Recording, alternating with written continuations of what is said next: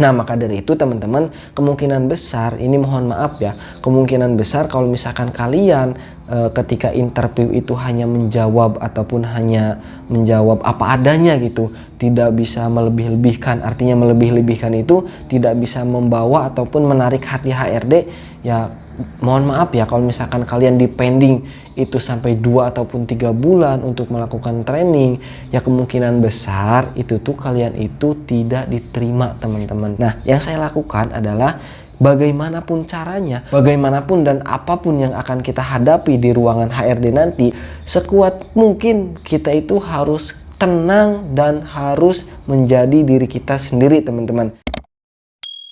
Assalamualaikum warahmatullahi wabarakatuh. Kembali lagi bersama saya Nurul Nafis. Pada kesempatan kali ini saya akan kembali membahas tentang tips dan trik bagaimana caranya kita itu lolos kerja di Indomaret teman-teman. Nah, akan tetapi dikarenakan banyak banget nih orang-orang yang sekarang itu sedang mengalami pendingan PKWT, pendingan interview, pendingan psikotes, bahkan pendingan training, bahkan dipending selama 6 bulan teman-teman. Ada itu yang komentar di kolom komentar bahwasanya sabar katanya, kalau misalkan kalian dipending selama 2-3 bulan, saya sudah dipending 6 bulan akan tetapi belum ada panggilan katanya. Nah, itu tuh ada juga yang kayak gitu teman-teman. Jadi pada kesempatan kali ini saya tidak akan membahas tentang masalah pendingan teman-teman, akan tetapi saya akan lebih membahas ke bagaimana sih caranya kita itu lolos di interview teman-teman. Dikarenakan sebenarnya interview ini adalah sebuah patokan ataupun sebuah pintu utama kita itu diterima ataupun tidak teman-teman. Nah, kalaupun misalkan kita sudah training ataupun sudah PKWT, bahkan kalaupun misalkan kita belum dipanggil ataupun belum ada penempatan toko, itu tuh sudah tenang teman-teman.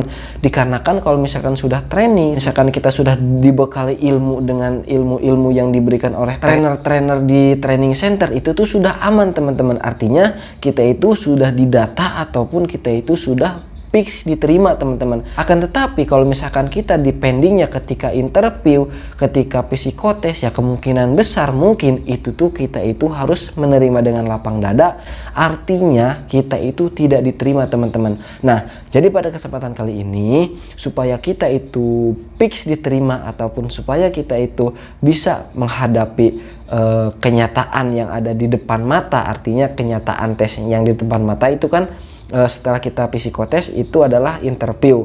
Setelah interview baru training. Nah, kalau misalkan udah training OJT. Nah, itu kan kalau misalkan udah OJT kan seakan-akan kita itu sudah bisa kerja di Indomaret kan. Nah, bagaimana sih caranya kita itu supaya lolos ataupun bagaimana sih tips dan triknya kita itu lolos interview teman-teman.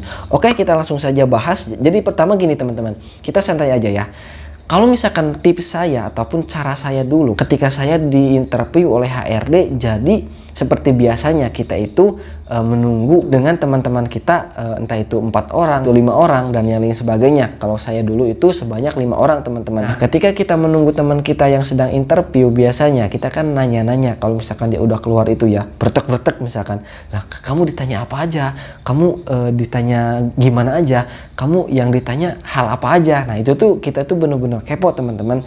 Nah, dulu saya itu masih inget banget teman-teman, saya itu diinterview ke 4 terakhir, ataupun ketika itu kan ada 5 orang. Nah, saya itu keempat teman-teman. Jadi saya itu seakan-akan udah dapat bocoran apa aja sih yang HRD tanyain itu gitu. Entah itu perkalian, entah itu hitung-hitungan, entah itu kepribadian kita dan yang lain sebagainya. Nah, akan tetapi saya tidak menghiraukan itu semua. Memang saya itu kurang pintar, artinya saya itu agak ngelag ke hitung-hitungan teman-teman. Akan tetapi di sini saya punya tips dan triknya. Yang pertama adalah kita itu harus bisa mengendalikan emosi kita teman-teman. Jujur aja teman-teman, terkadang ketika kita menghadapi HRD ataupun ketika kita menghadapi orang yang lebih tinggi di atas kita, terkadang kita itu tidak bisa menahan emosi. Entah itu cara kita berbicara, entah itu cara kita berpakaian, entah itu cara bernapas sekalipun teman-teman. Terkadang kita itu deg-deg ataupun deg-degan gitu, sampai-sampai kita itu tegang. Nah, itu tuh kita itu tidak bisa mengalahkan emosi kita sendiri teman-teman. Nah, yang saya lakukan adalah bagaimanapun caranya, bagaimanapun dan apapun yang akan kita hadapi di ruangan HRD nanti, sekuat mungkin kita itu harus tenang dan harus menjadi diri kita sendiri, teman-teman. Nah, hal yang harus kita lakukan adalah menjaga kerapihan. Hal yang kedua adalah kita itu harus menjaga raut muka kita. Artinya jangan sampai raut muka kita itu tidak memberikan kepercayaan terhadap HRD, teman-teman. Entah itu dreg-deg, entah itu kayak ngucur keringat dan yang sebagainya. Tenang aja, itu hal yang harus kalian lakukan.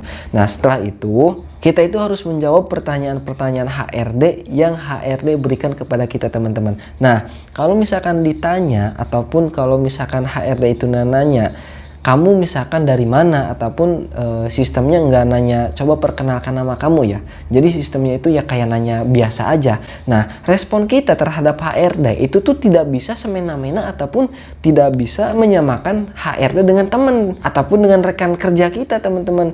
Ya kalau misalkan dari mana asalnya, itu tuh anggap aja silahkan jelaskan ataupun perkenalkan diri Anda. Nah, seakan-akan seperti itu. Maka dari itu jawabannya, kalau misalkan ditanya dari mana, dari Subang, umur berapa, 12. Nah, jangan kayak gitu. Akan tetapi kita itu harus menjawab dengan seprofesional mungkin, teman-teman. Ya, saya kasihkan contoh mungkin seperti ini ya.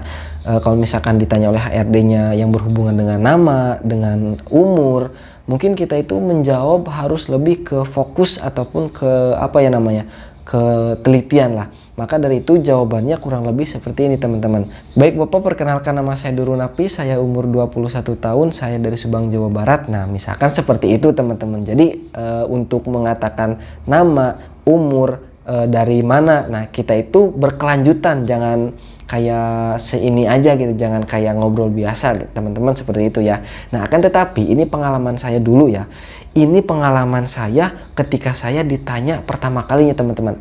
Kalian ada yang tahu nggak? Coba di kolom komentar ya. Nah, gini. Dulu ketika saya masuk ditanya oleh HRD, saya itu ditanya seperti ini. Bagaimana orang tua sehat? Nah, itu kan seakan-akan sebuah jebakan ataupun sebuah sebuah hal yang nggak masuk akal gitu kalau menurut saya, teman-teman, yang pertama kali baru merasakan interview HRD. Nah, jadi jawabannya adalah ya kalau misalkan pertanyaannya seperti itu mah ya mungkin nanti akan kejadian ke kalian semua. Jawabannya ya simpel aja. Alhamdulillah kebetulan sekarang keluarga sedang baik-baik saja, Bapak. Bagaimana dengan keadaan Bapak gitu, gak apa-apa, teman-teman. Yang penting kita itu memberikan ataupun menggambarkan bahwa kita itu respon balik kepada HRD, teman-teman. Nah, kalau misalkan HRD-nya seperti itu, lalu setelah itu mungkin ya ini hanya pengalaman saya, mungkin dikarenakan kita itu lulusan SMA, lalu kita itu lulusannya ya sekolah menengah atas lah, nggak sampai S1 ataupun nggak sampai sarjana. Mungkin HRD itu menyesuaikan ataupun menyamaratakan kita aja gitu dengan sederajatan kita, nggak nanya hal yang neko-neko, nggak nanya hal yang aneh-aneh ataupun hal-hal yang berat lah. Nanyanya itu hanya sekedar ketika saya dulu ya khususnya, dia itu ngelihat CV saya, dia itu ngebuka CV saya, lalu membuka job desk yang pernah saya lakukan ketika saya dulu aktif di organisasi, teman-teman. Di sini katanya di CV kamu pernah memiliki pengalaman ini ya. Nah, lalu saya jawab, betul Bapak, dulu saya adalah sebuah pimpinan organisasi yang mana organisasi tersebut adalah organisasi Rohis. Rohis adalah sebuah organisasi A yang memiliki tugas B, misalkan berada di sebuah sekolah, misalkan itu hanya misalkan. Nah, maka dari itu, teman-teman, kemungkinan besar ini, mohon maaf ya, kemungkinan besar kalau misalkan kalian ketika interview itu hanya menjawab ataupun hanya menjawab apa adanya gitu, tidak bisa melebih-lebihkan. Artinya melebih-lebihkan itu tidak bisa membawa ataupun menarik hati HRD, ya mohon maaf ya, kalau misalkan kalian dipending itu sampai 2 ataupun 3 bulan untuk melakukan training, ya kemungkinan besar itu tuh kalian itu tidak diterima, teman-teman. Kemungkinan besar ya, akan tetapi tidak menutup kemungkinan kalian itu bakal dipanggil lagi dan kalian itu bakal diterima di PT Indomaret Kopri Sematama, teman-teman. Nah, hal yang berikutnya akan saya bahas yaitu adalah bagaimana sih tandanya kalian itu diterima ataupun kalian itu lanjut tahap training, teman-teman. Nah, akan tetapi tidak akan saya bahas di video kali ini, tetapi akan saya bahas di video selanjutnya. Oke teman-teman, dan jangan lupa untuk like, komen, dan subscribe agar kalian mendapatkan informasi yang terbaru dari channel ini yang berhubungan dengan pekerjaan di Indomaret teman-teman. Mungkin hanya sekian yang bisa saya sampaikan. Sekian dan terima kasih. Wassalamualaikum warahmatullahi wabarakatuh. Jangan lupa like, komen, dan subscribe.